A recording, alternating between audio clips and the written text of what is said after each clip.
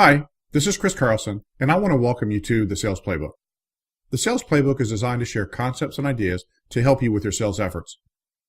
In this week's playbook, we're going to discuss how to address those prospects who will not share their current pricing.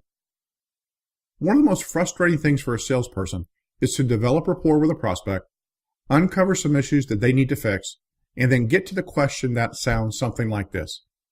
Dan, can you share with me how much you're currently paying for this service?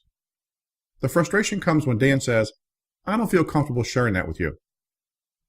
My experience is that if the issues are truly severe, they will almost always share what they're currently paying for the type of product or service that you sell.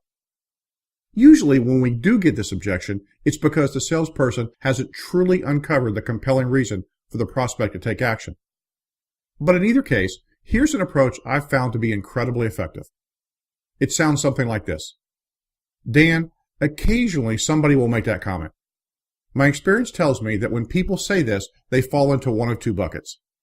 The first bucket is those that feel that sometime in the past, they've gotten burned by sharing the current pricing. The second bucket is those that feel our relationship has not yet developed to the point where you feel comfortable sharing the pricing. Which bucket do you fall into?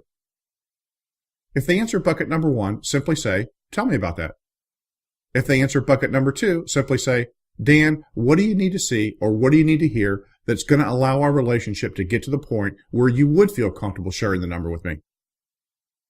I think it's critical to find out what the current pricing is before you start providing quotes or making recommendations.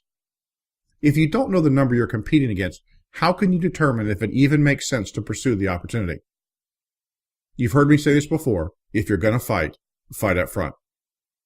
Thanks for taking time for this edition of the Sales Playbook.